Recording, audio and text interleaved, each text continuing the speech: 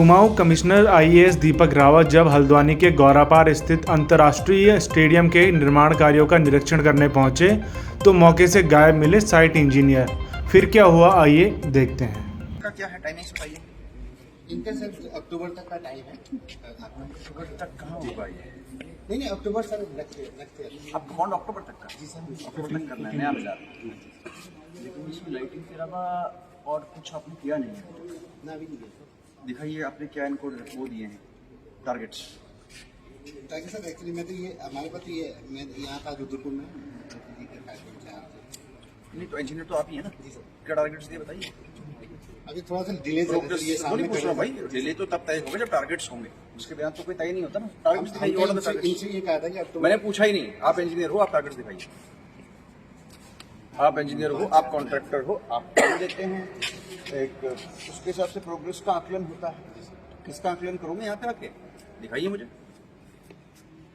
Chart ward दिखाइए ना, तभी तो करूँगा आकलन में। यहाँ पे मैं कॉफी पीने थोड़ी आया हूँ। मतलब यहाँ पे रुद्रपुर में आपका बार चार्ट नहीं सर। हाँ वहाँ पर देहरादून में रखा हुआ है। रुद्रपुर से आ रहे समझ, चार्ट आपका देहरादून में पड़ा हुआ है। मतलब कॉन्ट्रैक्टर साहब के पास भी चार्ट नहीं है। सर हम लोग एक्चुअली थोड़ा डिले हो गई है सर हम लोग इसमें जो टारगेट्स लेके चल कुछ रहे ही नहीं रहा हूँ आपका, हम लोग कुछ नहीं होता। वट एवर द डिपार्टमेंट के दो ज्यादा टारगेट्स, अब उसको कितना मीट करें नहीं करें तो अलग विषय है। लेकिन आप मुझे दिखाइए तो सही। हमने इनसे कहा था कि ये नेक्स्ट कहने सुनने का नहीं होता है, कॉन्ट्रैक्ट लिखित कॉन्ट्रैक्ट है सर। की बात नहीं बॉन्ड की कॉपी है सर, उसकी पूरा फोल्डर दिखाइए तो मुझे बताइए। अभी आपका क्या क्या एस्टिमेट था, कब तक क्या होना था, लाइट के लिए क्या शेड्यूल था, मटेरियल कब तक आना था, लेवलिंग कब से होनी थी शुरू, यही होता है ना उसमें स्टेप्स होते हैं ना आपके। डिटेल कहाँ है, क्या चीज़ का देखूँ मैं? यहाँ पे आया हूँ, अपना टाइम मैंने इसके लिए रिजर्व करा है ये सुनने के लिए कि वो देहरादून में पड़ा हुआ है एस्टिमेट। कहाँ है आपके, कौन थे आपके साथ में सीनियर ऑफिसर? बताइए किस चीज़ का रिव्यू करना है? सर मैं आपको दिखा दूंगा। मैं दिखा दूंगा थोड़ी ना, क्योंकि वो थोड़ी ना है कोई सीक्रेट डॉक्यूमेंट की सीक्रेट देखूंगा, यही देखूंगा उसको। मैं किस चीज़ का रिव्यू करूँ पहले ये बताइए। आप मंगवा लीजिए, अभी मंगवा लीजिए तो सर बैडमिंटन हॉल मंगवाना नहीं मिस्टर, वो चिपका रहना चाहिए किसी दीवार पे, समझ रहे हैं आप? वो कोई ऐसे गोपनीय दस्तावेज नहीं कि जो आप सील बंद करके रखें। आपके पास भी नहीं और आपके पास भी नहीं, और दोनों काम कर रहे हैं। किस चीज़ का रिव्यू करना है यहाँ पे? आधे घंटे में मंगवाई यहाँ पे, जिससे पहले कि मैं आपके खिलाफ लिखूँ। आज तक तो सर और उसमें भी बोलेंगे कि नहीं है बैडमिंटन हॉल में, वहाँ भी देखूंगा प्रोग्रेस चार्ट में। अकाउंटेबिलिटी नहीं है, कुछ नहीं है।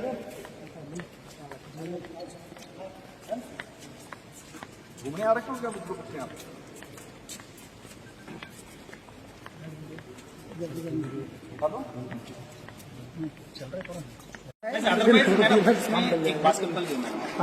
मार्किंग में ना, तो ये वाला वर्क नहीं पास करना है, ये वर्क किसको करना है? देखना वो तार में पैर न लगाना। ये सिस्टम यही रहता है क्या वैसे लगाने का? इन जनरल जो काम जिस तरीके से होता है कि यही राइट तरीका है काम होने का, या इससे कोई आग लगने का डर रहता है, या ये अच्छी सेफ प्रैक्टिस सही है क्या? ये सेफ प्रैक्टिस है ऐसे तार घुसाना? यहाँ पे कौन बंदा है जो जिसको इलेक्ट्रिकल की कोई डिग्री, जिसके पास ITI? आप नीति का sir Who's getting this work done? नहीं का सर आपका है ना, तो आपकी ओर से एक बंदा होगा ना जो सुपरवाइज कर रहा है इस तरह के काम को। आपके ओर से सुपरवाइजर कौन है वैसे? यहाँ पे एक सिविल का काम हो रहा है, बिजली का काम हो रहा है, कौन है बताइए आपको सुपरवाइजर यहाँ पे?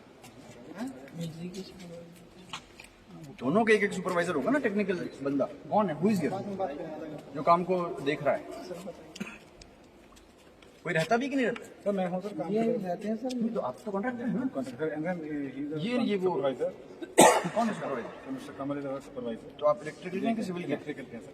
आप इलेक्ट्रिकल के हैं? क्या आपकी डिग्री कौन सी लगता है? लाइसेंस होल्डर आता है। What is the licence holder? आपके कॉन्ट्रैक्ट में क्या लिखा हुआ है, क्या देना होगा इनको साइड? इंजीनियर कहाँ है? ये खुद ही रहते हैं सर। आप इंजीनियर हैं? सर मैं कॉन्ट्रैक्टर हूँ, इंजीनियर हमारे हैं तो सिविल के हैं, सिविल के इंजीनियर हैं। सिविल वाले बताइए। और ये बिजली वाले, इसमें अगर शॉर्ट सर्किट होगा, आग लगने कौन जिम्मेदार होगा? वायर यूजिंग अनसेफ चीजें क्यों यूज कर रहे हैं आप? जितनी भी इनके ऊपर पेनल्टी बनती है इसकी डालने के बाद एक कॉपी मुझे मिल जाए कि ये पेनल्टी डाली है। ये अच्छी बात नहीं है, करोड़ों की संपत्ति है भाई। बताइए यहाँ पे क्या होंगी मेम्ब्रेन डाल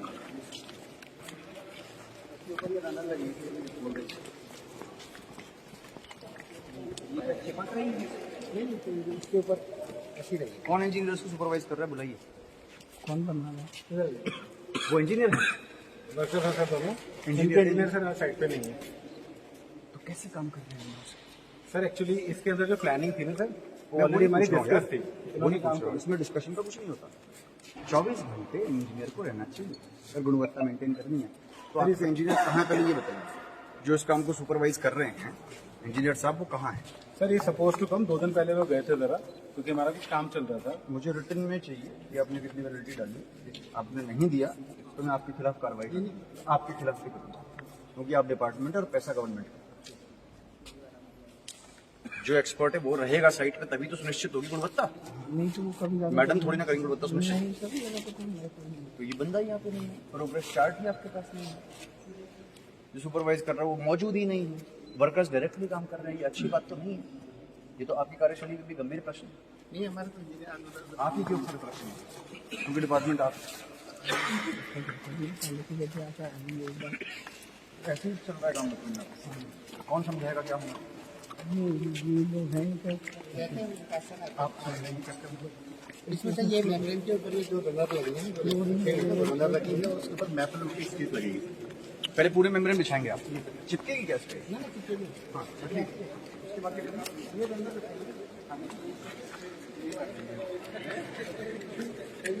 ये जो स्टेडियम में काम चल रहा है तो खैर पुराना काम है, लेकिन बहुत से काम स्टेडियम में ऐसे थे जो कि बिल्डिंग्स तो पहले से थी लेकिन पूरी तरह से फिनिश नहीं थी। तो इसमें एक तो जो मल्टीपर्पज़ हॉल है, उस मल्टीपर्पज़ हॉल पे लाइटिंग का काम और उसके लिए जिस तरह की फ्लोरिंग होनी चाहिए, ये काम था। ये कुल मिला के 15 करोड़ के काम है। और इसमें दूसरा वर्क जो है वो जो बैडमिंटन हॉल है, जिसको बैडमिंटन हॉल कहते हैं, उसके कोर्ट्स का, और कोर्ट्स के साथ साथ उसमें भी लाइटिंग का वर्क है। और जो आपका स्विमिंग पूल था उससे लगता हुआ ही एक पोर्शन जो डाइविंग के काम आएगा, वो वाला काम बचता है। तो कुल मिला के 15 करोड़ के वर्क्स हैं जो कि मौके पे चल रहे हैं। इसमें डिपार्टमेंट से मैंने कहा है कि एक तो जो आपका वर्क शेड्यूल है ये साइट पे चिपका हुआ रहना चाहिए, ऐसा ना हो कि शेड्यूल आपका कहीं और पड़ा हुआ है, उसको कोई रिव्यू ना कर रहा हो, कोई देख ना रहा हो। और सेकेंडली ये भी डायरेक्शंस दिए हैं कि जो स्पेशल का तरह का ये काम है, कोई ऐसा काम नहीं जो कोई भी कर दे। तो जो भी इसके एक्सपर्ट हैं, सिविल के एक्सपर्ट हों चाहे इलेक्ट्रिसिटी के एक्सपर्ट हों, वो साइट पे मौजूद रहने चाहिए।